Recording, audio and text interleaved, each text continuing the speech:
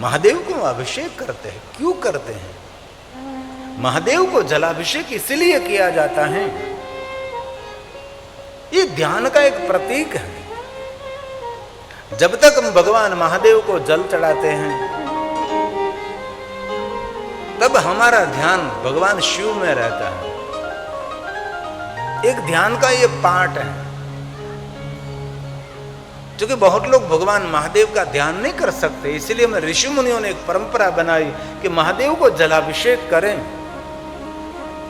तन से हम पात्र को पकड़ते हैं, वाणी से मंत्र बोलते हैं और जल की धारा टूटे नहीं, इसलिए हमारा मन हम जलधारा में रखते हैं। इसलिए मन भी शिव के साथ जोड़ दिया, हमारी वाणी भी महादेव के साथ जोड़ दी और हमारा तन भी भगवान शिव के साथ हमने जोड़ दिया और हम भगवान महादेव को जलाभिषेक करते हैं।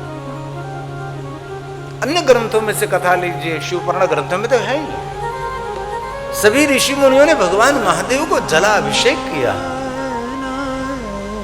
सभी विश्व के देवताओं ने भगवान महादेव को जलाभिषेक किया है।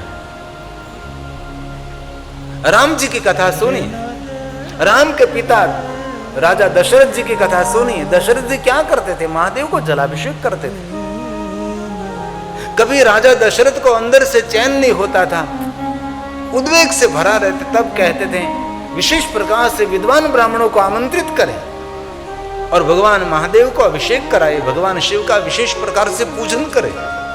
स्वयं भरत जी महादेव को जलाभिषेक करते थे, महादेव का पूजन अर्चन करते रहते थे। और भगवान राम जी तो जग प्रसिद्ध शिव भक्त हैं और भगवान श्री राम जैसी शिव भक्ति कौन कर सके? कोई नहीं। बहुत लोग ऐसा जानते हैं कि राम जी ने एक शिवलिंग की स्थापना की, नहीं। भगवान प्रभु राम जहां जहां गए वहां वहां भगवान राम जी ने अपने कर कमलों के द्वारा भगवान महादेव के शिवलिंगों की स्थापना की है। राम जी ने जहां जहां यात्रा की वहां वहां राम जी ने अपने करकमलों के द्वारा शिवलिंग की स्थापना की और रामेश्वर महादेव लिंग की स्थापना की। बहुत सारे स्थान ऐसे हैं कि जहां जल नहीं था वहां राम जी ने धरती में बाण चलाया, बाण से जल निकाला, जल से महादेव को अभिषेक किया और जो राम के बाण से जल निकला उसको हम बाण गंगा से नाम से पहचानते हैं। सूरत के पास एक बारडोली, बारडोली के पास एक मोता गांव है। इस मोता गांव में ब्रह्मा जी का तो प्राचीन मंदिर है ही, अति प्राचीन है, लेकिन वहां रामनाथ महादेव भी है। और रामनाथ महादेव के पास में वहां एक बहुत बड़ा कूप है। वहां के लोग कहते थे राम जी ने कूप निर्माण किया। राम जी के बाण के द्वारा जहां जहां जल प्रकट हुआ उसको हम बाण गंगा कहते हैं। और राम जी ने अपने कर कमलों के द्वारा जो शिवलिंग की स्थापना की, ये सभी शिवलिंग रामनाथ महादेव, रामेश्वर महादेव नाम से प्रसिद्ध है। इनमें से एक लिंग को हमने ज्योतिर्लिंग के रूप में स्वीकारा, जिनको हम रामेश्वर महादेव कहते हैं। कृष्ण भी महादेव जी के परम भक्त हैं। द्वारकाधीश कृष्ण जी ने 5 पांडवों को निरंतर मार्गदर्शन किया, महादेव की पूजा करो, महादेव का अर्चन करो, दर्शन करो, जलाभिषेक करो। भगवान द्वारकाधीश अर्जुन को तो पकड़ पकड़ कर ले जाते थे। कोई भी कार्य और कोई भी यात्रा का प्रारंभ करना है तो पहले जलाभिषेक, और जलाभिषेक के बाद कोई भी कार्य, कोई भी यात्रा प्रारंभ करते थे।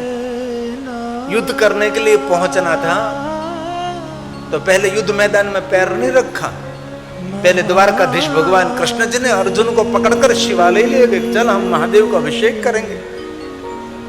और ये द्वारकाधीश और अर्जुन ने साथ में किया हुआ अभिषेक ये जग प्रसिद्ध हो गया। और ये अभिषेक नित्य बोलने से, महादेव को जलाभिषेक करने से कोई भी क्षेत्र में विजय मिलती है। जैसे अर्जुन को मिली थी, 5 पांडव को मिली थी।